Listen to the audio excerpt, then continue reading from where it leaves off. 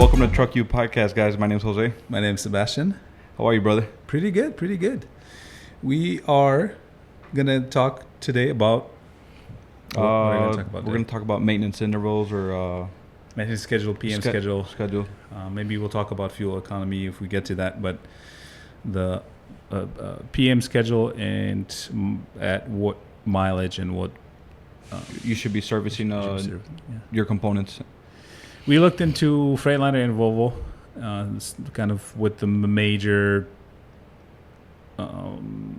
what they recommend, the recommendation by Volvo and Freightliner that they do. But we've looked at a couple different what's out there, and it's within the bracket. But we're going to try to simplify it and kind of share our experience, what we do, right? Yep, got that. Before we start, what's up at the shop? Well, I'm pretty sure you guys could notice a bright purple sign right behind us. Yesterday a video came out. Since today is Friday, we have a video that shows it a little better. But yeah, we got a nice neon installed, and we're working on the shop. The big cleanup, spring cleanup, still a lot of work. A lot of work. Yeah. We redesigned completely the parts room. We'll do a walk around, and then open house is going to be in September, but I'm not going to say the date yet. We have to lock it in, but that's all right. Let's do it. So what do you want to start with? Let's start off with the basic, which would be our oil change intervals. Mm-hmm. Chassis. Chassis lube, that would be at 15K. Mm-hmm. 15,000. 10 if it's severe duty. Severe, yeah. But 15 is totally fine. Battery service. What next? Battery service. Service 6 months. I don't know. I can kind of disagree with this. Mm-hmm. I feel like we're cleaning our batteries a little bit more often. Mm-hmm. Because of our obsession with issues with I-shifts, and they should be. But also, I feel like the Volvos, they tend to, the way the battery setup is you get more corrosion, you get more moisture. Yeah. Compared to like the Freightliner, there's barely ever any corrosion on there. Mm-hmm. Because of, what do you think? You got that cover on top of the battery box. Yeah. So the DD15s, you got a plastic cover. The Cascadias, the Columbias, you got that battery box in the back, and you got that plastic lid on there. Yeah. I feel like that helps out a lot. Whether on the Volvo side, there's nothing protecting the batteries. It's just behind the fairing. Exactly. And it is. And we're very particular with our PM, especially. We always keep an eye on it. We do clean it, but just keep an eye on it, especially when you have an automatic. 3-axle alignment. That should be once a year. Mm-hmm. Once a year. Or when you do something. Yeah, when you do any steering components replacement. Tie rod ends. Yep. What's next? Oil change. That'd be on the normal side. You're looking at they claim. I mean, let's talk about first. Let's start with Volvo. What Volvo recommends on their D15? They're recommending 55,000 for normal duty. Normal, correct. Okay. And the Freightliner? That is 60,000. Okay. That's high, no? That's high. So would I do that move? No, I wouldn't. Of course, I wouldn't do that either. But maybe we should. So you're gonna be saving on PMs, but you're gonna be blowing out an engine a lot sooner. So yeah. Well, but then why would they recommend that then? I think to keep them busy with main and rod bearings. Interesting approach. So pretty much you got camshafts going out. Not doing the maintenance sooner, they would get more work. Maybe I don't know. Interesting. I don't know. I find it kind of hard to run oil on 60K. And I think what they're saying is like OTR, type of operation here. So who knows? I wouldn't do that. We do ours at 15. What's the most you would push? I mean, besides, I know our standard is 15, but... Well, it depends. When I was driving and I forgot, or intentionally. No, I'm kidding. I would say 20 maybe 20, right? And that's pushing well, it. there's no reason not to do it at 15. Yeah. What I recommend is I don't know if it's recommendation, but you have alternative ways, let's say purification systems that you can put on the truck, and that just filters your oil, and you can do 250,000 miles on it if you do it right. And I know we talked about it.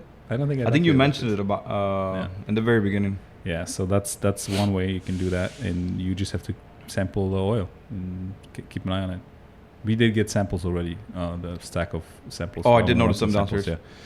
I want to sample the Bacon 350. comments. The 350 for sure, we have some issues. I think I have some issues. I want you to see the oil, but the International. Okay, that'd be a good one. Yeah, we should see what's going on over there. We're gonna have videos coming up about the International. We're gonna build it soon. Well, I started at least working at it. And next one would be the air filter. All depends. I feel like we're doing it a lot sooner. They recommend once a year. Mm-hmm. Depends on what kind of work you're doing. Yeah, if environment. if you're in yards or maybe dump or something. Construction, yeah. You got more dust. You have to really pay attention. You can also buy the ones that you clean. What those? I know which ones you're talking about. You know what I mean? Yeah. There's few of them that you can clean. I use them. I use them with a good experience out of them. Or a small fleet. Yeah. Yeah. It's because you have one spare. Then when you clean it, you just have let it dry out. Yeah. It's a good option. I have good experience with it. I don't really. How much horsepower did you gain with those? Yeah, 50 more. That's what they claimed. But next, the air dryer, not the whole assembly, but the filter, that would be once a year. Mm-hmm. Before winter, I would say. Yeah. We have up next is the power steering filter and the fluid. That'd be every 150K. Yeah. Save your gearbox and your pump. Yes, that's. Do you recommend sticking with what's recommended for the power steering pump, or switching to definitely. oil? No, I wouldn't. That's I not a wouldn't good switch move, to is oil. No. Yeah. Why not? On the older trucks, it was acceptable. Yeah. On these newer trucks, I don't feel like it is. Yeah, I agree. Valve adjustment overhead.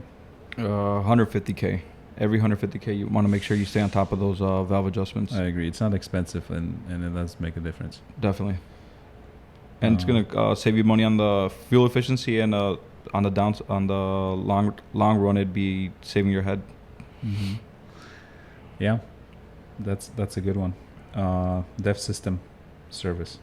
That'd be 150K. You want to do your DEF filter on the under the DEF pump, and then possibly the screen on the fill tube as well. Mm-hmm. That's that one. I feel like it's missed a little bit more, forgotten. I would say that. Yeah, DEF definitely. Filter, right.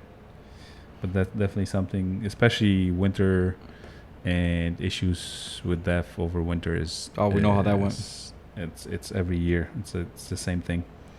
Next. The AHI module and 7th injector, you would want to do it every 150K. Mainly, if you can remove the injector without damaging it, the 7th injector, try to clean it off. Clean it out if possible. Yeah, have see if you're buying a truck or you have one. Look into that and say, hey, maybe keep track. I mean, you have to keep track of all that somehow. Yeah, spreadsheet. We use a system, but I definitely recommend with all of those having a spreadsheet at least, and just keeping track of when you did what. Next one is the famous Dpf Clean. Yeah, that's 400K. Seems if we have 400K, but if everything goes fine, I would say what's more realistic. If it's more realistic, would be what 250. 250. Mm-hmm. Yeah. I agree. Richard's picking up on some Polish now, right?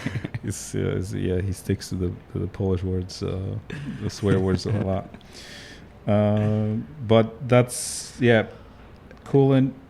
What's next? Coolant filter. Yeah, the coolant filter and changing the coolant every 500K, 500,000. Next up, we have the differential. Wait, I want to stop you here. Coolant filter, 500,000. 500,000. You wouldn't do 250? I would do 3. 3? Or you like 3 better? I like 3 better because I would. I don't know, because I'd say 250. if you right in think the middle. about 3 years of use, there's so many things. Like, just look at the filter when you're buying a truck and see if it's like it's missed. But I would still want to, like, when you buy it, just replace it when you buy it, and then you just keep track of it and say, okay, I'm just gonna do it every 300. Get it done and just Yeah. forget about it. Yeah. It is important, especially. I don't know. I always found it to be. But you're right, though. You're replacing components. You get thermostat, or I don't know. You start losing coolant. You start adding a little bit of water in there. You're diluting it. Yeah. Makes sense. Yeah. Next one is the trans filter and the Did we oil. talk about coolant filter? We did. Filter, we yeah, just did. So Yep. what about coolant replace? I don't know. I feel like you would want to replace the filter and the fluid at the same time. Mm-hmm. That's how I feel about it. Yes, 500,000 is a little high. It's a little high. Coolant's really inexpensive. I mean, I don't know. And it's inexpensive and within those miles. I mean, what are you going to spend? 250 Mm-hmm. Yeah. on some good coolant? Yeah. And it's going to save a lot. Pittings. Have we? That's what I was gonna talk about. Is what have we talked about? Have we talked about what coolant can do? We have a couple videos on the channel that we saw the pittings and all. Like, we showed On some it. liners, right? Yeah. But what happens with the coolant itself? How you test it? How you make sure it's where it should be? Right? Within specs, yeah. Yeah. So I think we do have a video. We do. about that We do have somewhere. one. But that was like way back then. Yeah, just go to our channel and just browse through the 150 videos we have. You're gonna find some funny things. There's so much. I don't know if you go back sometimes. Like, I don't want to go on that. We will talk about it later maybe. But how we started shooting the podcast downstairs. Yeah, that was at 6 a.m. Oh yeah, I remember that. Transmission, filter, and fluid. Oil 500,000, filter every 250. Mm-hmm. And so, is there a difference in duty? If it's severe duty or... There is actually. Well, it would be on the oil itself. Okay, tell me about that. So the heavy duty would be the straight 50, and on the standard duty it would be the 75/80 Mm-hmm. I shift. And is there anything else that The plug? the plugs. Yeah. So yeah, on the severe duty it would be the silver plug, Mm-hmm. and on the normal duty you got the brass plug. Mm-hmm. So do you want to explain that? Why the plug? To Differentiate differentiate which the one you're oil. using. Yeah. So just Depends on what kind of work you're doing, obviously. Yeah. Okay, next one is The diff oil. Mm-hmm. You want to do it every 250K. Save those power dividers. Yep. And what else? Differential oil, but wait, did you skip one? The accessory drive And belts. yeah, I would and fan. 300,000. I'd check them out we do it every oil change. Just a quick peek, make sure nothing's cracked, nothing's giving up, no noises, no tensioners giving up on us. Yeah, I agree. That's as far as that. That's all we have as far as PM, and that's probably the most. Are we forgetting something? SCR. Something you don't want to change. Yeah, exactly. SCR. We are forgetting about SCR, and it's And expensive. that can be at, who knows, 300,000 up to 600, 800,000. It's a hit or miss. It's a hit or miss, What's yeah. happening? It depends on what's going on with the truck. But obviously, what we always say is when you have a one box and you have to replace it versus separate components, it's a little cheaper. Yeah. And we talked about $500,000 on the $1, but do you think that's realistic? I seen sounds about right. I mean, Yeah. we've seen them fail like at the average. I would say 650 and up. Mm-hmm. You get some oddballs at 300, 400. It's rare, but it happens. Yeah. But that could be down to coming down to like bad EGR cooler, turbo failure. Yes. Okay. Is there anything else you want to add? I want to talk about something. I like your hat. Go ahead, you take over. No, we have our UnitedByDiesel.com. If you guys like You our opened it up? hats, yeah, it's live. I don't know how it's live, but we'll see how it works. So we have some hats, just the ones we made. But I actually ran with our Facebook group. So on our operator forum, our Facebook group, I invite anybody that's not in there yet, and just answer the questions, because when people request to join, they forget to answer the questions, and it's a little bit harder to. We have it set up so it's not going to let you in. So please make sure you tell us what you want to do over there. But I have a question that I wanted to see, kind of what's happening, and what are like some of the complaints with our people in our forum. Not complaints. I don't want to make it look like a complaint, but like a frustration in the industry. Like, what can we do better, and what's some of like something that we always thought should be fixed, right? So number one, I have two questions. I want to see what you're going to say. What is needed in the trucking industry? Number two, what did you always think was missing or you disagreed with?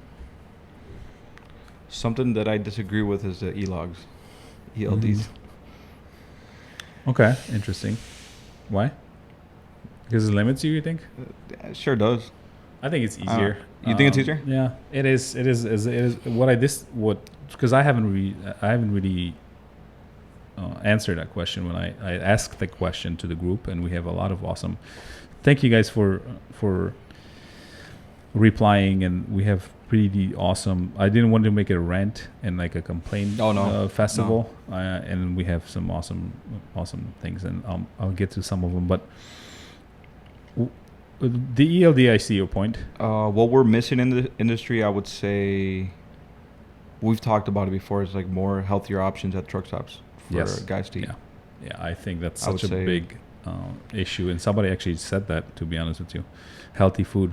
Food. For instance, you go to Iowa 80, dude, what's there healthy to eat there? No, it's nothing. And that's a big truck stop, right? Yeah. You're going to get, like, Iowa 80 means you're going to get out 80 pounds heavier. No, we love that truck stop. And so, okay, that sounds good. Those are I like those, even though ELDs. I mean, we can't do anything about that. Yeah, we can. Buy a pre-2000 truck. Got that right? Yeah. You don't have to use ELDs. What else? What's another good one? Another good one is what I'm thinking. So what is needed in the trucking industry is, I think, a lot more, which is why we're doing on Operator Forum, and what we're doing here is more resources and helping each other out versus complaining, and I feel like the culture, I don't know, it's been kind of washed, and it's my subjective opinion around what I've been seeing on truck stops on the road. Like, it's not. I would like more camaraderie, if that makes sense. Do you think it's because of like the new generation of truck drivers coming in? Or probably, right? Probably. I don't know what it is, to be honest with you. I can't pinpoint, but I think with social media and with having new generations coming in, we can use social media for that, right? Just create groups and support networks, and stop the complaining and judging. That's probably the number one thing. Yeah, definitely. Right? Truckers get judged. That's the biggest thing. Is what always bothered me was just like, well, somebody has an opinion about trucker. They judge them very harshly, right? And then number two, what did you always think was missing or you disagreed with? I disagreed with some of the methods of rating and rating your safety. I think warnings are unfair because you can't do anything about it and it hits your same way with points. As a driver's point, yeah. Driver and carrier. Yeah. Carrier, yeah. That's very unfair. I think that should be looked at. And same thing, like healthy focus on healthy lifestyle and how industry is going into more like how do we tackle the trucker shortage? Well, we have to make it a little bit a lot more attractive place to work, and that's home time. That's better trucks, less attitude, I guess, from trucking companies. Do you think also is it like a issue with like dropping hook loads with it rather than like live loads? I think it could. I mean, there are a few things that you could redo in the industry, and maybe with different generations, that's going to change. Like the 2-hour, detention. Detention, right? I mean, why? I would drop it to one if I could give that air, but it takes everybody to tighten up the ship, right? If the shipper has issues, well, it sucks, man. But I got to get out of here and move my loads. I'm not going to sit here. No, exactly. Got a point. So that's one. That's what I think. But I want to do Scott Korber. Number one, drivers need to be treated with more respect. Agree. And I think it's COVID showed that. Agree, but I guess I know truck drivers might get judged because of the way they pull into a truck stop. You got guys not cleaning up after themselves, stuff like that. So and then just acting purely irrational sometimes on highways, and so it's a two-way street. Exactly right. But yes, I think the narrative. What he's talking about, I think the narrative was before what we talked about was, hey, well, now COVID hit, now all of a sudden the truckers show up to work and everybody else could stay home, and they not everybody else, but you know what I mean, like we needed to move everything, and so the media noticed it. I guess they talked about it more. This one's interesting. He disagrees with how much of a cut brokers take. Drivers owner up need to be paid better. With the second part, I agree. With the first part, I don't. I don't think brokers should disclose anything about what he's making or how he's making, or it's not none of your business. Yeah. I think it's pure negotiation and understanding the business and the market. Yeah. Don't do the business with the guy. Go somewhere else. You have the freedom to do it. You know what I mean? You have your license. You have experience. Go elsewhere. Yes. Yeah, and if there's been a big conversation, it was a big topic. I remember in a couple of the groups I'm in, and I don't think it's none of nobody's business. You negotiate the best rate you can for yourself, and make sure you know your costs so we can say, hey, because what he's talking about is volatility, and that's when then brokers. Well, the most recent one was when we didn't have work. Remember when everything was shut down and 18 was pretty bad. 18, yeah. 19 was bad. 18 was good. 19 was bad, and it was because of that, right? That the market over ordered. There was so much demand in 18, and then it tapered off because of tariffs, and truckers were on strike because brokers were taking No, that's how the rates just dropped because of the market condition, not because of brokers doing, you know what I mean? So understanding the market too, and go to the markets where you can ask for better rates. Because oftentimes what I see, the regional guys try to apply the same rules to OTR, right? They want to run regional, be home every day, but they want to get paid $3.50 a mile, way. Right? It's like, well, you have to understand what market you're in. That's the one, a good one for you. More quality mechanics, shops that don't need a week to work on your truck. Mohammed Baker mentioned that, which that's a valid point. That's a good one. But that's a shortage of qualified techs, and I think it's on the same ship with, autonomous trucks and electric trucks are coming. Why bother? Why bother getting in the industry? And I think it's a big mistake. I think we should stop talking about we don't know. Yeah, electric cars are coming, but there's a decent amount of still work left on diesel trucks, and it's not gonna stop immediately. It's not gonna end anytime soon. Yeah, and you can make good money if it's relatively quickly with, like if you really want to be a tech and start learning, and you can make a good living. Push yourself, yeah. Right. Saad said a lot. There needs to be an easier way to settle disputes over pay, specifically in our industry, as funds are really important getting paid on time, whether that be a sped up court trial or a separate ORG made. And I disagree with a lot of the decisions made by the government regarding trucks such as e-logs and emissions. One thing that I would love to have is an integrated platform where you can find loads. I know load boards are there, but there are so many websites. It's tough to keep an eye on all of them. All it would be great to have everything in one spot. I see that point. That would, but that's, I think, with using brokers and the big carriers and different what I can speak to that is setting up your TMS as a fleet. Having so much data come from different angles, that's something that is super hard to do, to make sure that your TMS that you're using for your trucks is operating properly. It's a lot of data entry, and then you it's just you literally a lot more got to expensive. stay on top of it. Yeah. Better roads and more quality mechanics. Roads, Perfect. yeah. That's from Michael Prodholm. Sorry if I'm butchering your name. Easing of regulations across the board. Will Mail. That's it. I agree with that. Easing of regulations across the board. Example.